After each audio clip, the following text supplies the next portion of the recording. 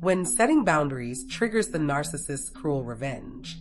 Sometimes the world makes it sound so simple. Boundaries, boundaries, boundaries.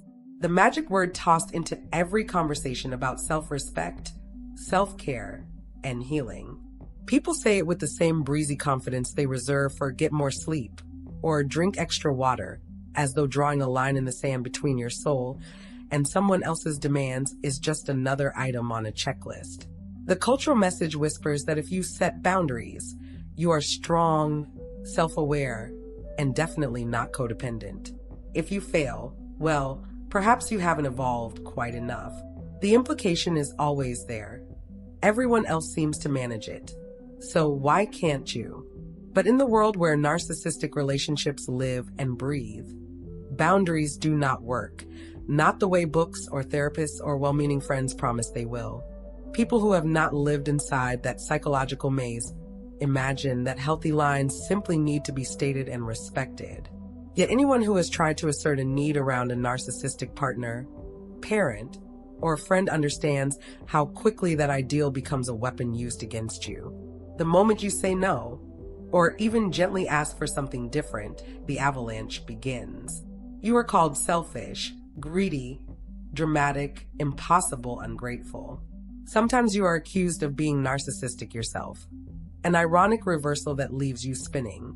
And if you remain silent and compliant, you are condemned as a doormat, a people pleaser, someone without a backbone. It is a trap with no exit, a no-win equation that leaves you questioning your worth and your sanity. For many survivors, boundaries were never taught in the first place. Growing up inside homes ruled by narcissistic parents or guardians, attachment wounds run deep. You learn very early that having needs is dangerous, that expressing discomfort risks abandonment, and that any attempt to protect yourself might shatter the fragile peace. In those environments, love is conditional, and belonging is always at risk. To set a boundary feels like detonating a bomb in your own living room. Catastrophic, reckless, and guaranteed to cost you what still matters most, connection, however warped it may be. Your body remembers the consequences even when your rational mind tells you things might be different this time. So you clamp down your voice, swallow your needs, and tell yourself that self-sacrifice is survival. And often it is. When those deep wounds follow you into adulthood and collide with a narcissistic partner, boss, or friend, the result is devastating. Even the faintest attempt to assert yourself can trigger punishment. Rage erupts. Silence stretches into days. Doors slam. Words are thrown like knives. You may be frozen out, mocked, guilt, accused of betrayal, or abandoned entirely. And when you seek understanding from people on the outside, those who never stood inside the blast radius, they offer advice that feels dismissive in its simplicity. Just set a boundary. As if you had not already paid dearly for every inch of ground you tried to claim. The cruelest irony is that the same people who urge you to draw a line are often the ones enabling the narcissist's behavior. They remind you to be patient, to forgive, to not take things so personally, to remember family is family. So you try. And one day, when clarity finally breaks through the fog, you stop playing the game. You do the work, recognize the pattern, and maybe for the first time in your life, you step away. You disengage. You protect yourself. And suddenly the choir of voices changes its tune. Now you are the difficult one, the dramatic one, the punitive one. You are told to be more flexible, to keep the peace, to let it go. The same people who once urged you to draw boundaries scold you for holding them. This is the impossible double bind survivors face. Assert yourself and be accused of cruelty. Submit and be blamed for weakness. It feels like whack-a-mole, where solving one problem only causes another to erupt. The truth, painful as it is that your boundary disrupts the entire system.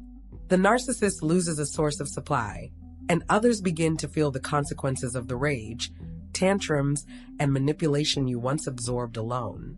As long as you were the emotional shock absorber, everyone else enjoyed a quieter life.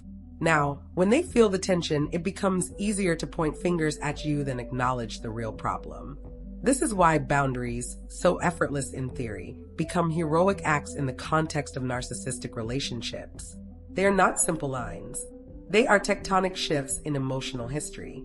They force you to confront old wounds, rewrite survival instincts, and tolerate storms that others cannot comprehend. And they expose who is invested in truth and who merely wants comfort. Boundaries, in this reality, are not just behavioral tools. They are declarations of existence, of worth, of identity reclaimed from the patterns that once told you disappearing was the safest way to stay loved. There comes a moment when your boundary no longer contains the damage and instead simply redirects it to someone else, somewhere else, anywhere but you. And suddenly the problem that once lived on your back slides onto another person's shoulders. People love to tell you to set boundaries, but most of the time, they don't mean what those words actually entail. They do not envision the trembling hands, the sleepless nights, or the deep rupture in a relationship that drawing even a single line can create. For many, the instruction is just a polite dismissal, a throwaway sentence that quietly suggests the problem is your inability to tolerate someone else's behavior, rather than the behavior itself. When you finally muster the courage to draw that line, whether by declining an invitation, refusing to rearrange your life to suit another's whims, or simply refusing to sit and absorb yet another round of insults, the label shifts instantly. Now you are not the accommodating one. Now you are punitive. The tragedy is that this tactic works so well on survivors.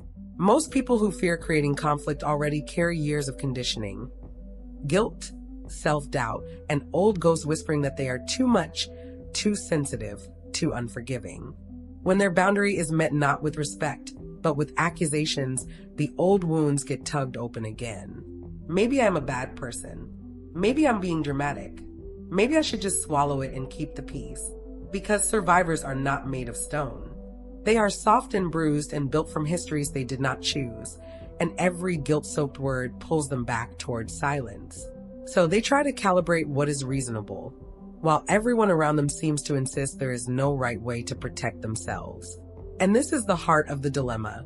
If you set a boundary externally, announce it, defend it, insist on its reality, it will be smashed, mocked, twisted, or weaponized.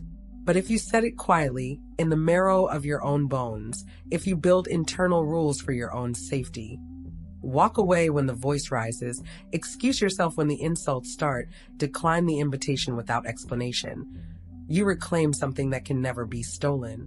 Boundary setting in narcissistic relationships cannot be performative. It must be an inside job, governed entirely by what you will and will not participate in, with no announcements, no justifications, and no hope that it will be understood. Meanwhile, the rest of the world keeps playing its roles in this dysfunctional theater. Enablers whisper platitudes. From the sidelines, just set limits. Speak up. Maintain your space. But the moment you do, they bristle because your change disturbs the ecosystem they depend on. You were the buffer, the peacekeeper, the emotional cushion absorbing shockwaves they had no desire to face themselves. The minute you remove yourself from that role, by opting out of the family wedding, by declining the holiday dinner, by choosing not to sit through another tirade, they accuse you of making things worse. You ruin the mood if you show up and hold the line, and you're cruel if you stay away entirely. It is a trap with no exit, designed to keep you pliant, small, and silent. And then there is the dangerous illusion that boundaries somehow tame narcissistic behavior, that if you define the rules clearly enough, they will suddenly respect the game. They won't. They never do. Every line you draw becomes a map of what destabilizes you. They will test it, push it, weaponize it, and turn it against you. Your boundary reveals what hurts, and what hurts becomes ammunition. Narcissistic individuals do not change because someone says no. They escalate, twist the narrative, or feign vulnerability to pull you back in. Even their unpredictability is predictable if you learn to see it clearly. The only true boundary you can hold in a relationship like this is the one that lives in your perception. To see the person for who they truly are, not who they promise to be. To stop gambling your peace on the fantasy that they will soften. to understand the patterns so deeply that nothing they do catches you off guard. It becomes a quiet, steady awareness. When you disengage, they will play the victim. When you detach, they will guilt. When you stop feeding the beast, they will pound on whatever doors are still open. But once your eyes are open, once you accept reality without varnish or denial, you stop being optional prey. So when someone tells you to just set boundaries, what they're really revealing is their own lack of understanding. They are imagining an ordinary conflict in an ordinary relationship, one that plays by human rules. And when people scold you for being too firm, too distant, too decisive, it is because your refusal to tolerate harm rattles the stability they depend on. It is not about fairness. It is about preserving a status quo that works for them, even while it crushes you. Which is why, in the end, boundaries in these relationships cannot be external declarations. They are internal commitments, silent, sacred, and enforced quietly by your actions. You don't announce them, you live them. And so if there is one truth to carry with you, let it be this: self-protection is not selfishness. It is survival. You are not here to be anyone's punching bag, emotional sponge, or designated peacekeeper. You are here to live, to breathe, to grow into the fullest version of yourself, whether anyone approves or not. You do not owe explanations for your peace. You owe yourself the chance to reclaim your life. If this message landed somewhere deep inside you, if it made you feel seen, validated, or simply less alone, then make sure you stay with this channel. Hit the like button and subscribe, and turn on notifications so you never miss another video.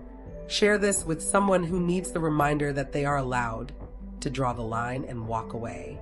And drop a comment below. Tell me where you are in your journey, what boundaries you're practicing, or what truth finally sets you free. Your voice matters. Your healing matters.